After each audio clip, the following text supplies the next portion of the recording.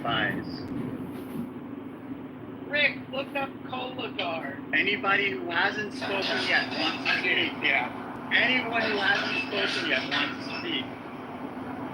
Yeah, I just wanted to say thank you, Dr. James. I'm going to call you Santiago from now on, so Dr. Chago. Rick, please answer my message in the back channel. And I'm glad that they're paying attention now.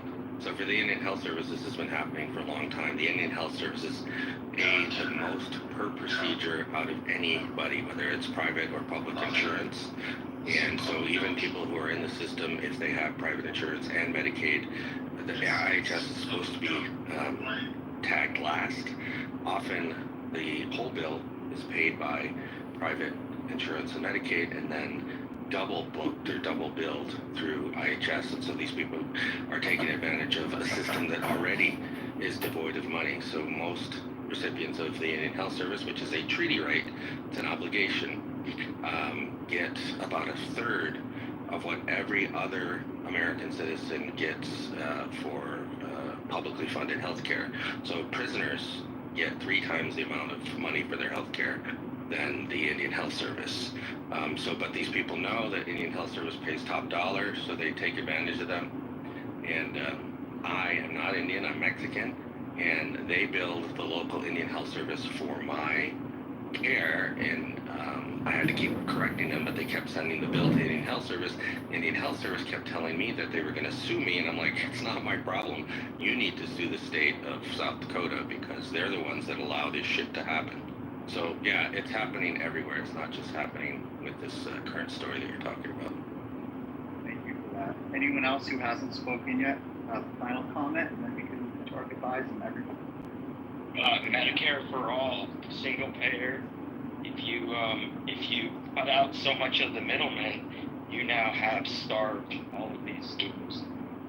Focus question. Barbara, did you have anything that you'd like to comment? I haven't heard you speak today, and then we can move into our goodbyes. I am good. Thank you for asking, Dr. James. I'm good. You're welcome, Barbara. Okay, so let's just maybe do like a 30-second final thought or final word. Any thoughts, or grateful for something, or you're angry about something. Just get it out there, but be 14 billion is not even a scratch on the surface of what's really going on. Thank you for modeling a concise goodbye. Everyone else, sorry, I'm being a little... I just want to say something in that both my parents went through a lengthy death process with the medical community and all that.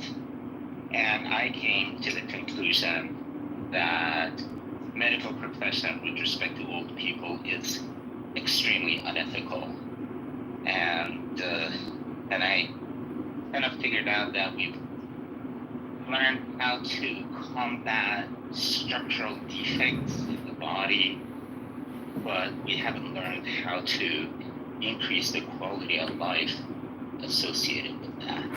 And so the medical profession is on the wrong track, battling death.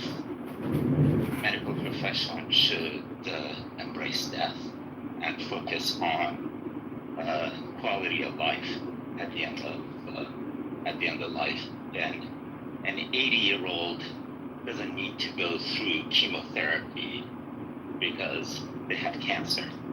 They can just give it comfort measures. And so I think that would be the ethical thing to do and not the treatment. That's all I want to say.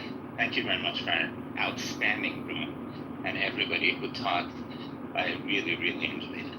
Yeah, ditto on that. And Sam, I want to actually have a talk on the topic you just brought up. I think that deserves more common response to criminals and frauds. Figure that out. I'll look into some things. The idea of just having a dying process that really serves the person rather than all the other things we're experiencing right now seems like a really important topic. Anyone else have any final thoughts? Just 30.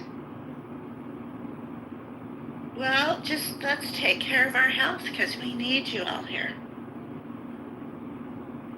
Amen.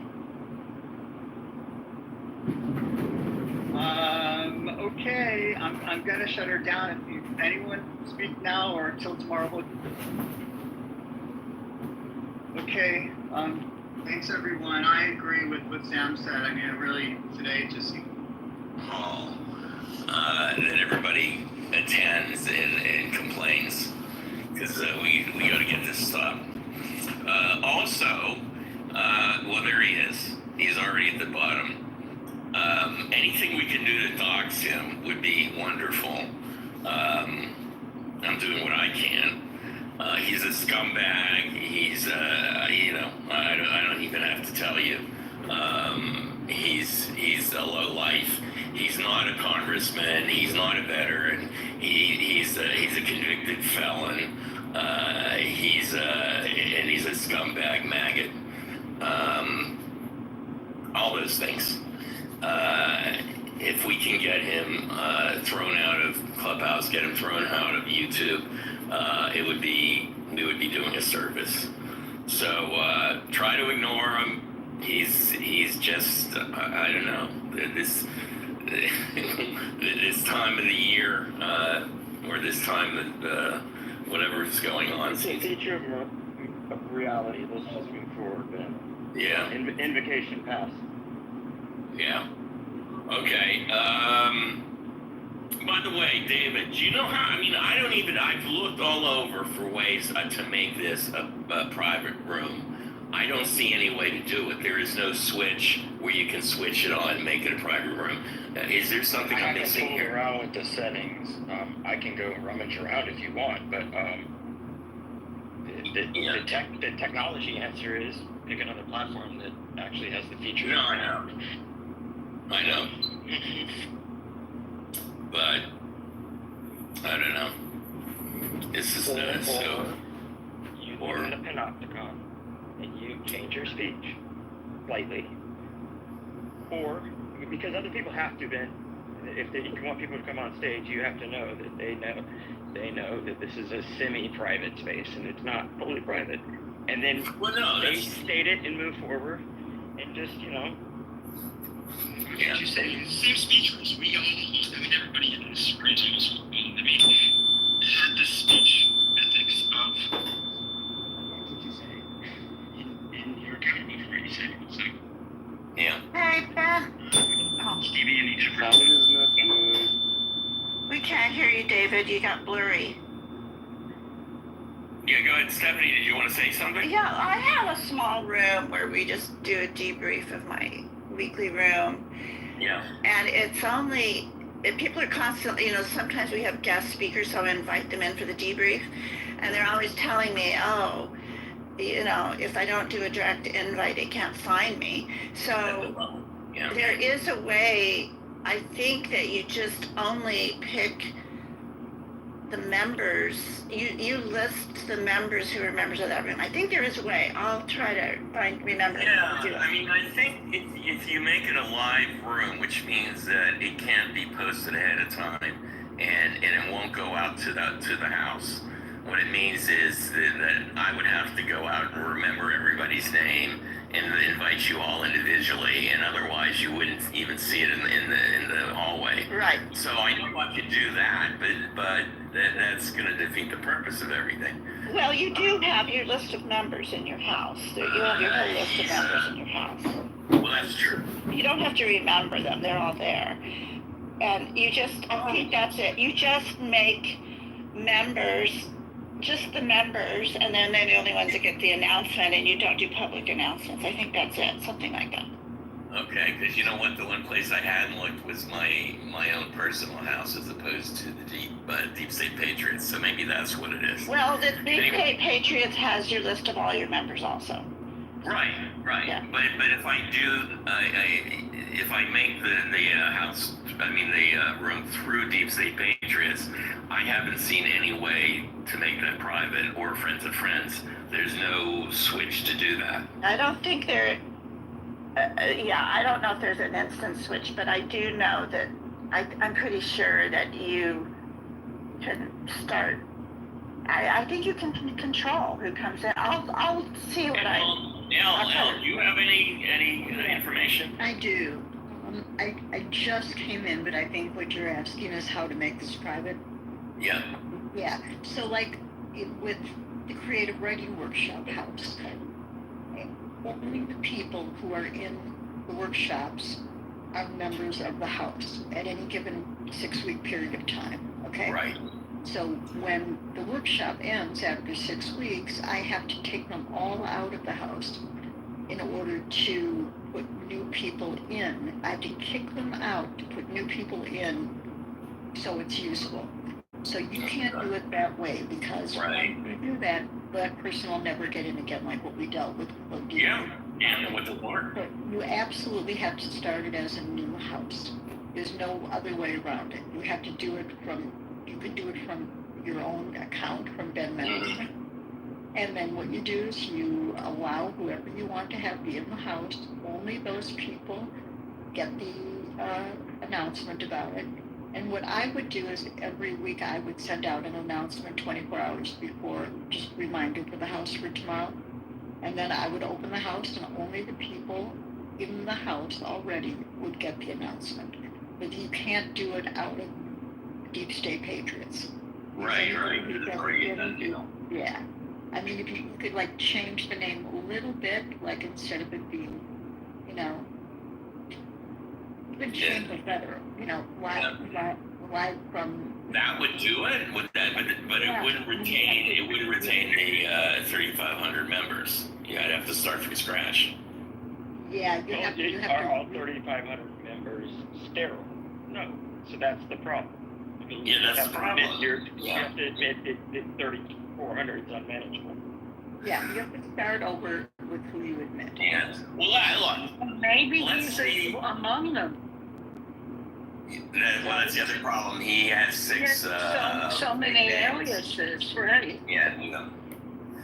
I don't know. I think tonight there's going to be a big pushback, and hopefully they'll at least allow the moderators to kick out Anonymous because it's crazy. Or you know what? As a compromise, I would pay the $4, whatever it is, the $5 a month as a moderator. I pay for the privilege to be able to kick out other Anonymous.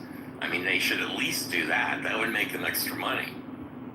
But they should just do it out of principle. Yep, I don't think they're going to change it at all, Ben. I wouldn't count on that. Really?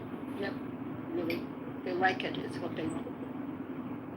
Yeah, but there's been a lot of outrage. Their product is not your product, Ben. I know. Technology will colonize your concept. Well, this would be. It doesn't matter who you are. 3,400 members is too small because it's not a pure. You're not a priest class here. You don't have pure members. It's not a real club, not a real dinner party. So anyway, let's just move on today. Well, this will be. It's unlikely that the policy will change. Look, 79,000. Probability says unlikely. 79,000 members is too small. That's why there's chatter now, because 79,000 members was not enough to get them to change anything. So. By the way, how's Chatter doing? Because I'm never on Chatter. Are people using that? I'm over there. I'm experimenting. They just went V2. They just went public with their thing. In spite of the reputation of Nelson, the founder, they have really good staff. Like Nozzle is one paid person who is helped design it and does all the troubleshooting and really good. There's a few other people. The problem is the numbers, but they have some really great features. And you can play videos, live stream, a room. You can, a bunch of tech videos. You can only get that if you pay now. If you got in on beta, which I did, you can use their studio without paying. But it's just a matter of growing it. I don't like the people. I mean, I've been on there since the beginning, and they never have enough money to keep developing it at a long, in a straight line. They have to like do it for a while and then stop and raise more money and do it for a while and stop. And it's hard to build community because people go away. Right, like anything new, but yeah, it's they've developed it now. Now it's just bugs and growing other things. They don't have replays yet. They're gonna start. But it's a new venture. It's a new startup, and they're and it's monetization is a big feature, and there are just like here. It's the really what I would consider high quality rooms like this one. The ones most of us like to go to are not as many, and you need to track them down, just like people need to track us down here. So. Right. Well, that's what I found, because when I went in, I sort of dipped my toe in a couple of times, and I just did not find I just didn't find our community there, and the people who were there were sort of the lower echelon that I just wasn't interested. There's just something about it. It's not the same. So for whatever issues we have with Clubhouse, they have attracted a really good community. I mean, I like you guys. That's the reason why I'm here.